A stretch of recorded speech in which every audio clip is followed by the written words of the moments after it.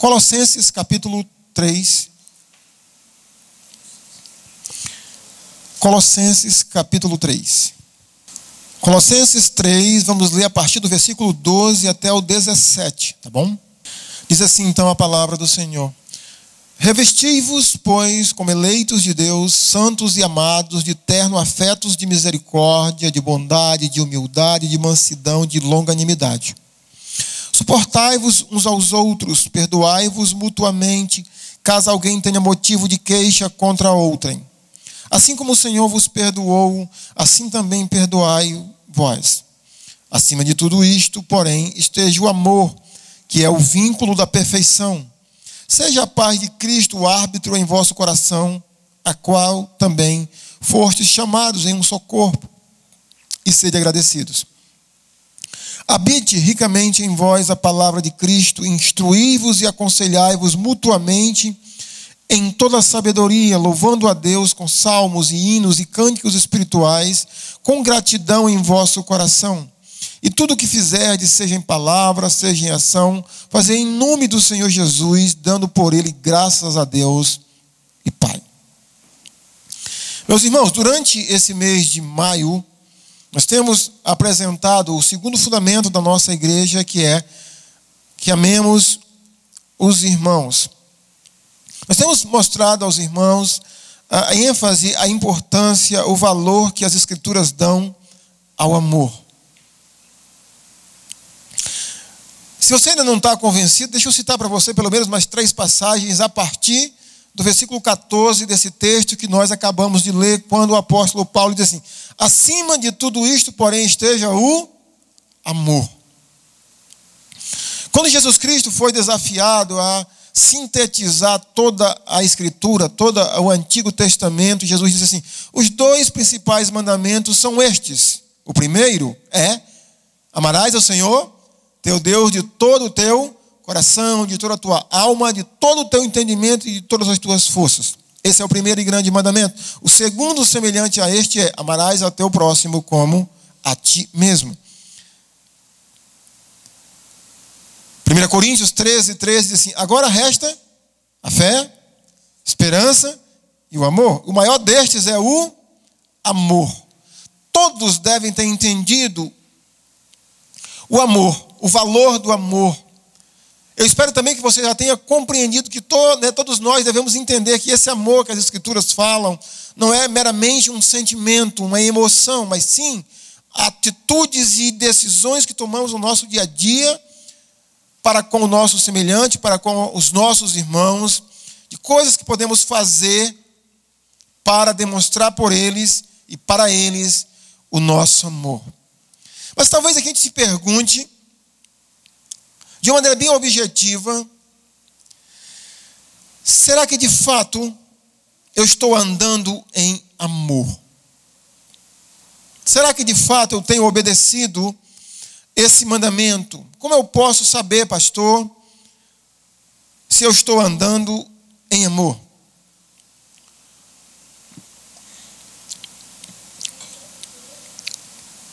Uma das primeiras aulas que eu tive sobre esse assunto, não sobre amor especificamente, mas sobre palavras abstratas, eu lembro que a professora de português me ensinou, isso faz tempo, Janderson, 3ª, 4ª série, que o amor é uma dessas palavras, né, abstratas. Gente, é difícil assim apalpar, conceituar amor. Mas aqui nesse texto que nós acabamos de ler, nós temos alguns conceitos, nós temos algumas dicas que o apóstolo Paulo nos dá de como devemos estar andando em amor, ou coisas que podemos fazer, atitudes que devemos demonstrar, que temos que demonstrar para com os nossos semelhantes, se nós estamos andando em amor. Hoje nós vamos falar necessariamente de decisão, mas de atitude, de coisas que podemos fazer ou ser para demonstrar que estamos andando em amor. O versículo 12 começa com esse imperativo dizendo: revesti-vos, pois, como eleitos de Deus. A primeira característica, meus irmãos, que o apóstolo Paulo nos dá de atitudes que devemos ter para termos essa percepção se estamos andando em amor, é essa questão do revesti-vos como eleitos de Deus. Quando o apóstolo Paulo enfatiza aqui essa questão dos eleitos de Deus, Paulo não está falando de pessoas que ainda serão alcançadas pela graça de Deus. Paulo se refere aos eleitos de Deus aqui, a pessoas que já foram alcançadas. E essas pessoas que já ouviram o evangelho, que supostamente creram no evangelho, elas devem se revestir como pessoas que de fato foram escolhidas por Deus e são amadas por Deus. Portanto, a ideia do apóstolo Paulo, quando ele usa a palavra revestivos, a ideia é de vestir uma roupa nova. O contexto dessa passagem, meus irmãos, começa no capítulo 2, versículo 20, quando Paulo faz aquela asseveração: se morreram com Cristo, se vocês morreram com Cristo,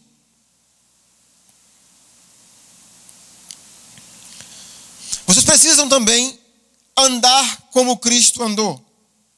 Vocês precisam entender que vocês também vão ressuscitar com Cristo. E nos versículos 8 e 10, Paulo usa mais uma vez essas duas palavras, no caso, uma antagônica à outra. No versículo 8, o apóstolo Paulo usa a palavra despojai-vos, ou seja, tira isso. Versículo 10 ele usa vista isso. Às vezes, eu brincando com a Ângela, eu digo que eu estou tendo muita dificuldade de comprar, de escolher roupas para ela, porque o gosto dela, não sei se mudou, mas ela está muito antenada, né? De repente ela diz assim: amor, eu queria encontrar um vestido, um tubinho. E eu digo: meu Deus, que troço é isso? Porque quando eu casei com ela, que eu comprava um vestido para ela, eu chegava numa loja e dizia: eu quero um vestido para minha esposa, assim, e não tinha esse negócio de tubinho, pelo menos ninguém dizia isso para mim. Hoje a cor vinho não é mais vinho, é um negócio de uma sala, né? É uma sala, mas não é vinho. A ideia é do antigo e do novo. Então, meus irmãos, a ideia que Paulo está nos apresentando é isso. É de uma forma de andar ultrapassada. Então, tire isso, despoje-se disso e vista isso aqui. É como se você fosse numa loja comprar roupa e quisesse uma roupa da moda. Então, qual é a roupa da moda de um eleito de Deus? Qual é a roupa que um eleito, que um salvo em Jesus Cristo deve se vestir? Qual é a grife? Qual é o modelo? É tubinho? Qual é a cor? É uma sala? A roupa da moda que eu e você devemos nos vestir, o apóstolo Paulo nos diz que é ternos afetos de misericórdia, de bondade, de humildade, de mansidão e de longanimidade. Portanto, a ideia, meus irmãos, é exatamente essa: tire, despoje-se de ira, de mentira, de indignação, de prostituição. Tira isso e vista isso aqui. Mas o que é, irmãos, ternos afetos de misericórdia? Quando nós comparamos essa sentença, essa frase com outras traduções, nós vamos encontrar, por exemplo, a frase profunda compaixão. E se a gente continuar meditando sobre essa questão de ternos afetos de misericórdia, ou profunda compaixão, ou um coração misericordioso, a gente precisa refletir sobre para quem deve ser essa atitude. Quando Deus, por exemplo, nos fala para nós que Ele se compadece de nós, que Ele tem misericórdia de nós, mas Deus, por causa da sua grande misericórdia, a ideia que nós temos sempre é essa, é de alguém muito superior, e principalmente em santidade, em perfeição, que olha para um estado miserável de um ser humano como você e como eu, e se compadece de nós, ou que tem misericórdia de nós. Mas quando nos é dito que temos que andar com ternos afetos de misericórdia, a questão é: para quem?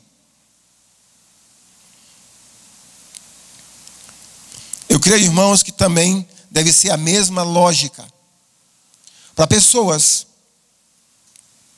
que estão num padrão de vida muito inferior ao seu e ao meu. Como é que você olha, por exemplo, para uma pessoa que você encontra na rua, que você passa na rua por ela e vê ela na sarjeta? Como você olha um viciado em crack ou qualquer outro tipo de drogas? Como você olha para as mazelas da sociedade? Como é que você olha para essas pessoas?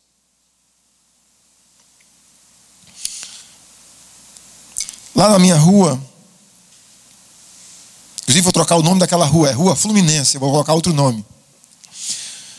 Tem um senhor que eu conheço ele desde criança, é lá do bairro da Várzea, lá em Cruzeiro do Sul, veio para cá não sei como, ele é dependente de drogas.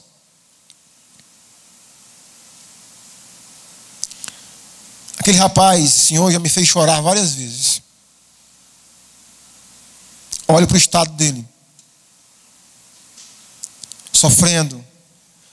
O ano passado, nessa época do ano, eu lembro que um dia eu encontrei com ele, ele começou a me pedir umas coisas, e eu fiz aquilo que eu poderia fazer por ele. E eu perguntei, tu dormiu aonde ontem? Ele estava todo sujo de tina. E ele disse, eu dormi dentro de uma churrasqueira, porque foi o único lugar que eu consegui achar para dormir, para mim não morrer de frio. Você consegue entender? Ficar num lugar que está tendo assando churrasco, que tem, que tem aquele chaminé, e você ficar esperando ali até aquele fogo apagar, e você poder entrar ali dentro para conseguir dormir. Mas também, meus irmãos, sentir misericórdia de pessoas que estão entre nós, irmãos em Cristo, que estão com as vidas destroçadas, o que o pecado fez, ou você é daquelas pessoas que olha assim e diz, bem feito.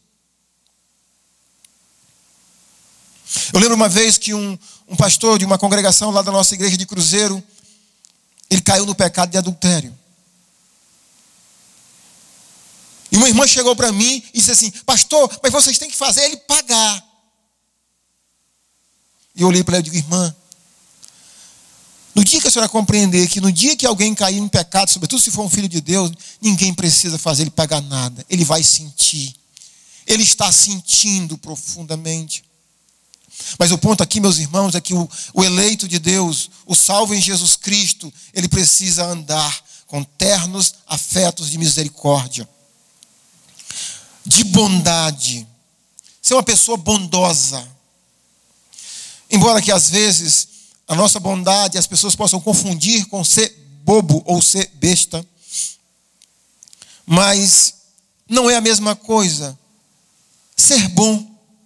E às vezes, irmãos, não é preciso a gente nem dizer ou fazer alguma coisa para que a pessoa entenda que a gente é bom. Por exemplo, a gente vê inúmeras vezes a atitude de Jesus simplesmente pelo um olhar. E as pessoas se quebrantarem diante de Jesus porque percebiam no seu olhar a bondade dele. Humildade. Talvez essa palavra é uma palavra tão mal compreendida por todos nós. O que é ser humilde, irmãos? Eu não tenho tempo de pegar inúmeras referências bíblicas para nos ampliar o nosso conceito sobre humildade.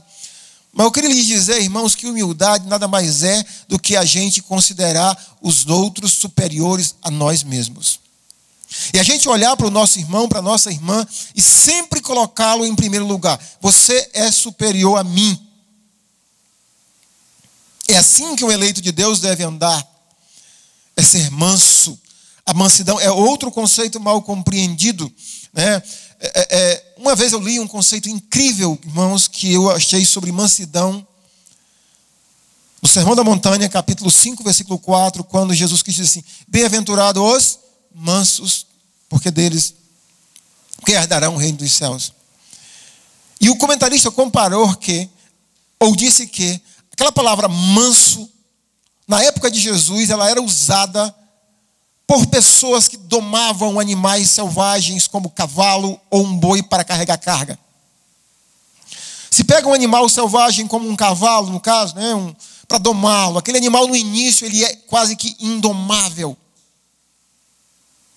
E a pessoa começa a instruir ele, começa a ensinar ele. Depois de algum tempo ele se torna um ser manso, ensinável.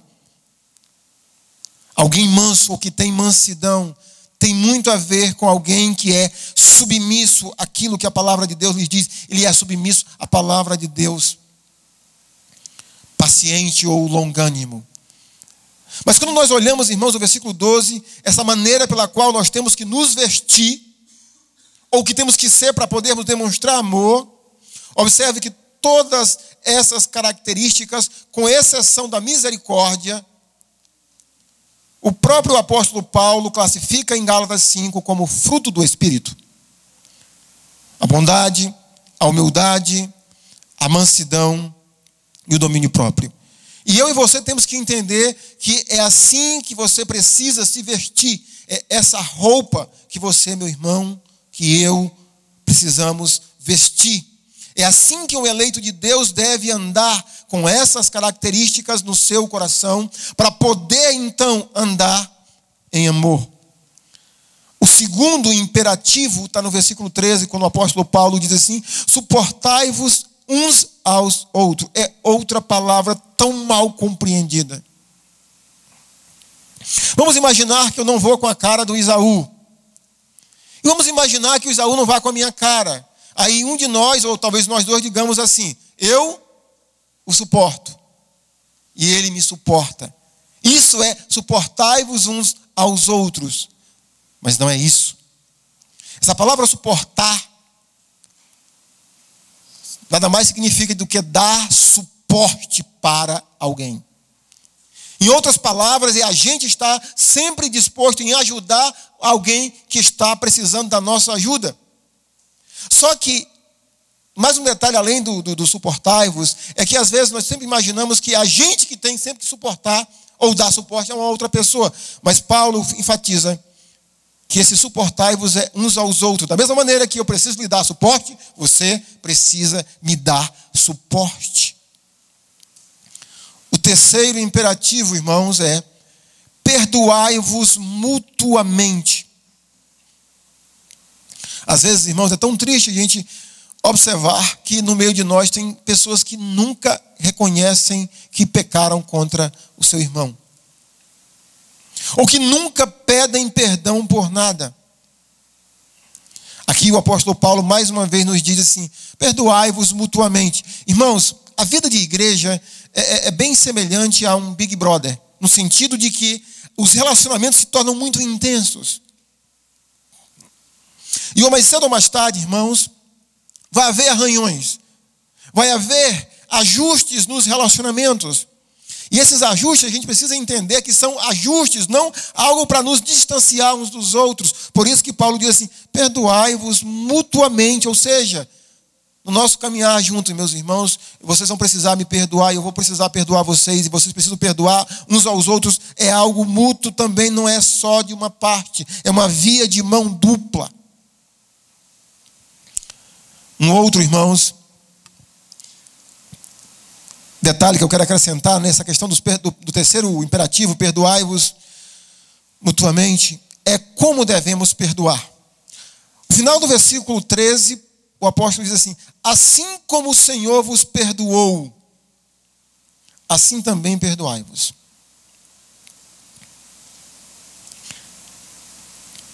Meus irmãos, preciso fazer 2 comentários a respeito desse conceito do perdão da Bíblia. Que esse perdão entre nós precisa ser do mesmo modelo que Jesus nos perdoou. Então vamos imaginar como foi que Jesus nos perdoou. Então, no momento em que você foi a Cristo, no momento em que eu fui a Cristo, no momento em que a graça de Deus me alcançou, no momento em que a graça de Deus te alcançou, todos os seus pecados, todos os meus pecados foram perdoados. Você consegue entender isso? Todos. Foram jogados na eternidade e nunca mais serão encontrados. Mas a partir do momento em que nós somos perdoados por Deus, nós começamos um relacionamento com Deus chamado de pai e filho.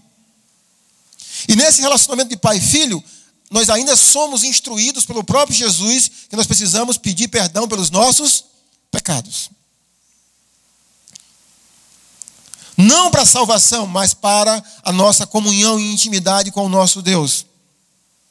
O ponto é, meus irmãos, que você já tomou a decisão de aceitar Cristo. Todos os seus pecados foram perdoados. Os meus foram perdoados. E hoje, se você já orou, você deveria ter pedido perdão pelos seus pecados. E quando você pede perdão pelos seus pecados, o que a Bíblia diz? Se confessarmos os nossos pecados, Ele é fiel e justo para nos perdoar os pecados e nos purificar de toda injustiça. O ponto é que nós não temos essa disposição para perdoar os nossos irmãos. Mas se queremos amar e andar em amor, precisamos entender que esse perdão tem que ser do mesmo modelo do perdão de Jesus. Um segundo comentário é: como é, irmãos, que Jesus nos perdoa? Eu tenho dificuldade, às vezes, quando eu vejo a Bíblia sendo rasgada. Eu tenho dito a vocês por algumas vezes que há um conceito que nos últimos 10 anos tem entrado muito na igreja cristã, que é o conceito, aquele assim, deixa eu ver se eu lembro aqui a palavra que se usa muito. Derrame perdão, não, me ajude aí. Libere perdão. Libere perdão.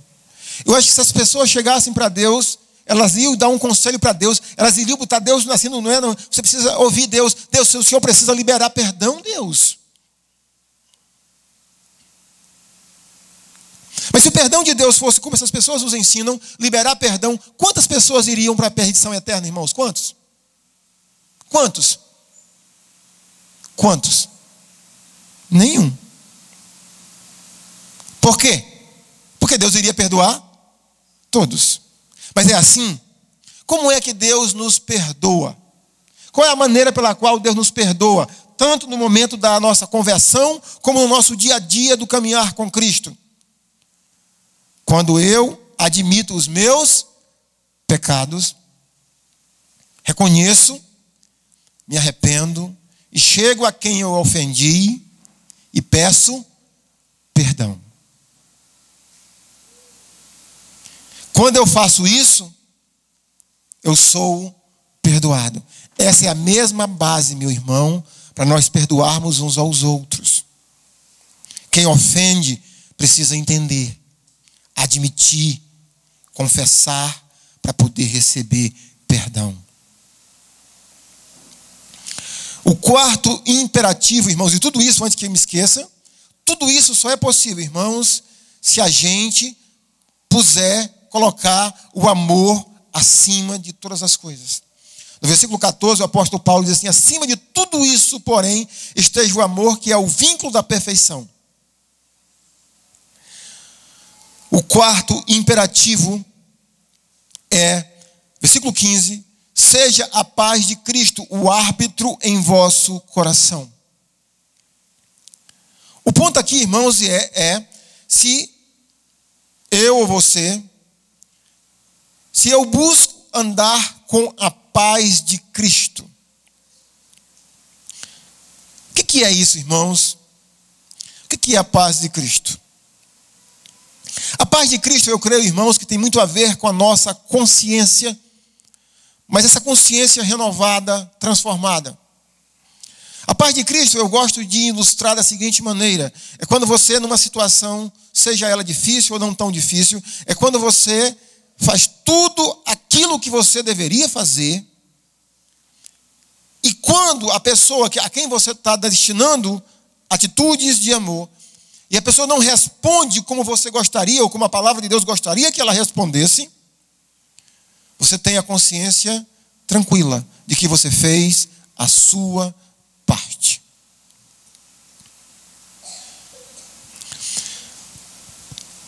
O meu pai, ainda hoje ele mora no Seringal, aonde eu nasci.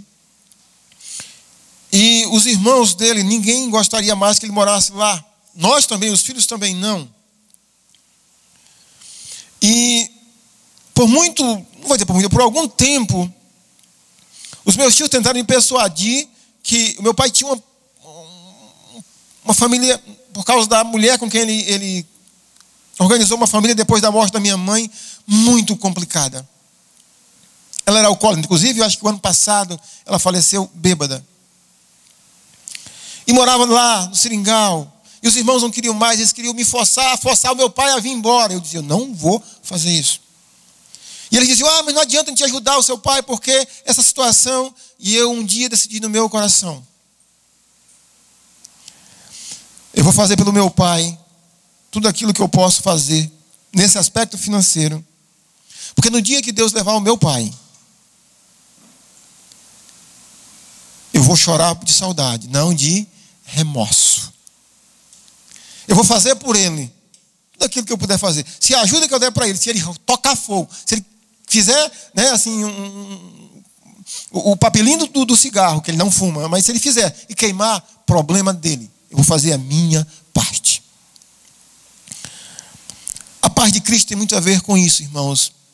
É diante das dificuldades da vida, dos relacionamentos entre irmãos, a gente está disposto a fazer a nossa parte, fazer o que é certo, para que a paz de Cristo possa sempre estar conosco. E a gente está tranquilo, consciência tranquila.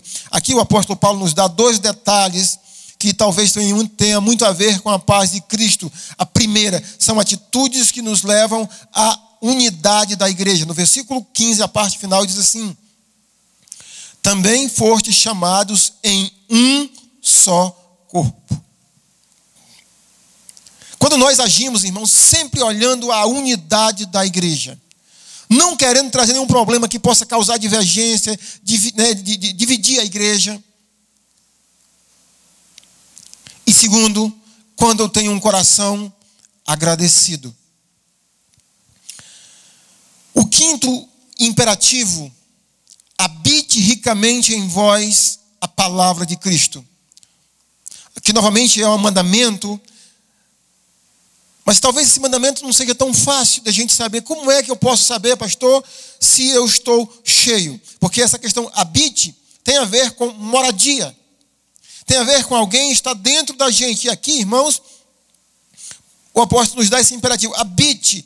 Mas não é só um habitar. Habite ricamente em vós a palavra de Cristo. Como saber, irmãos, se a palavra de Deus está habitando em mim? Como saber se a palavra de Deus está ricamente habitando na minha vida, no meu coração? Paulo nos dá algumas dicas. A primeira: instruí-vos e aconselhai-vos mutuamente. Meus irmãos, quando nós estivermos juntos, a partir de 2 pessoas, para a gente saber se a palavra de Cristo está habitando ricamente em nós, é se nós estivermos constantemente nos instruindo e nos aconselhando.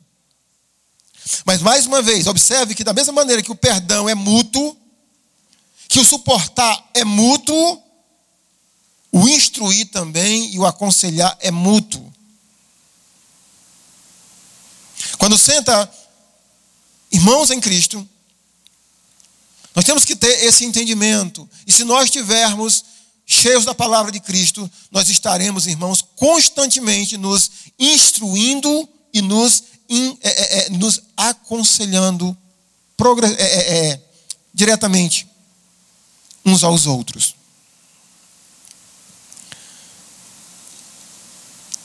A segunda pista que o apóstolo Paulo nos dá é que quando nós estivermos juntos, se nós estivermos sempre louvando a Deus. E esse louvar a Deus, irmãos, não tem somente a ver com o que nós fizemos ainda há pouco. Cantamos, se não me engano, 4 músicas.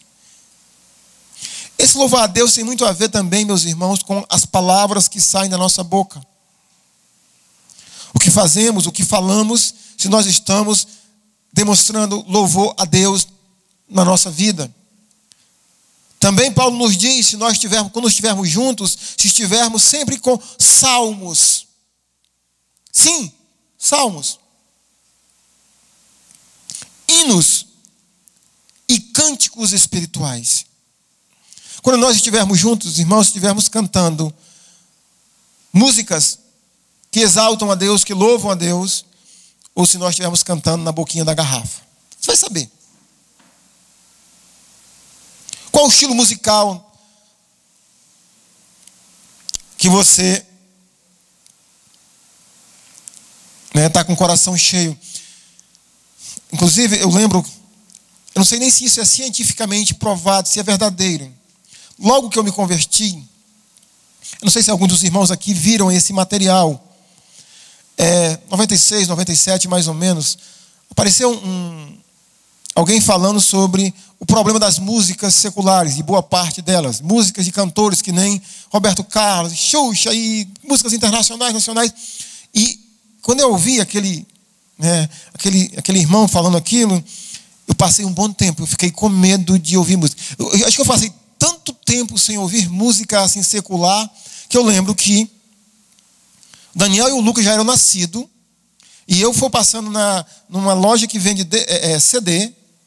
Como é o nome mesmo de uma loja que vende CD? Disse que é alguma coisa, né? E aí, gente, eu olhei e eu vi lá.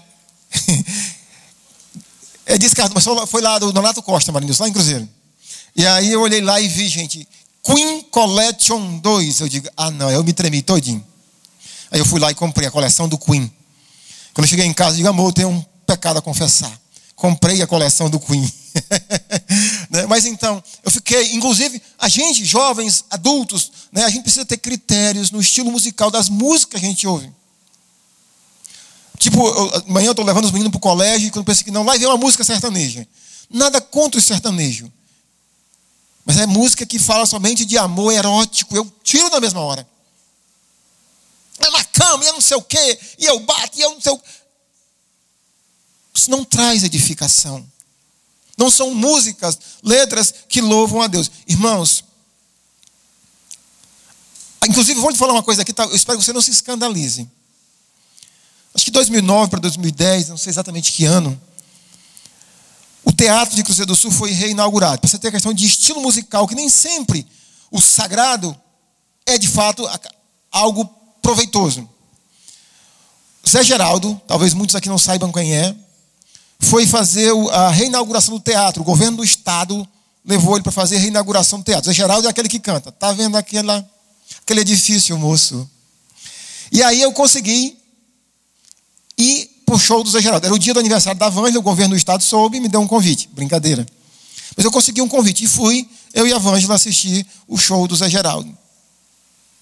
Meus irmãos, pensam num show edificante. Mas como assim? Irmãos, você ouve a letra das músicas do homem, não tem nada erótico, nada vulgar, mas sim um estilo de música que, né, alguém que demonstra a sua filosofia de vida. Então nem sempre uma música não cristã, no sentido, né, cristã, ou ela é uma música do diabo. O ponto é você olhar a letra, mas voltando para cá, para o versículo, quando nós estivermos juntos, irmãos, se nós estivermos louvando a Deus com salmos, hinos e cânticos espirituais com gratidão em nosso coração. Mais uma vez, a ênfase que o apóstolo dá sobre pessoas que estão andando em amor têm o coração grato. E por fim, irmãos, Paulo nos diz que tudo que nós fizermos, seja em palavra, seja em ação, fazei em nome do Senhor Jesus. O que isso significa, pastor? Fazer em nome de Jesus é simplesmente fazer com a autoridade, ou como se fosse o próprio Jesus. O que você vai fazer, o que eu irei fazer, Jesus faria. Eu estou usando e fazendo em nome de Jesus. Um pouco mais aqui abaixo, Paulo amplia mais esse conceito quando ele lida com servos e patrões. Mas para nós, irmãos, fazer tudo em nome do Senhor. Aqui nós temos, irmãos, características de pessoas que estão andando em amor. Para a gente concluir, eu queria terminar dizendo que os outros imperativos, a partir do primeiro, eles são dependentes do primeiro. Quando eu me revisto, meus irmãos, quando você se revestir como eleito de Deus e andar com eternos afetos de misericórdia, de bondade, de humildade, de mansidão, de paciência, você vai conseguir dar suporte às pessoas, você vai conseguir perdoar e também ser perdoado pelas pessoas, você vai andar com a paz de Cristo no coração cada vez mais, e você vai andar com a palavra de Deus ricamente no seu coração. Então, aqui nós temos aqui atitudes, irmãos, que nos mostram que nós estamos ou não estamos andando em amor.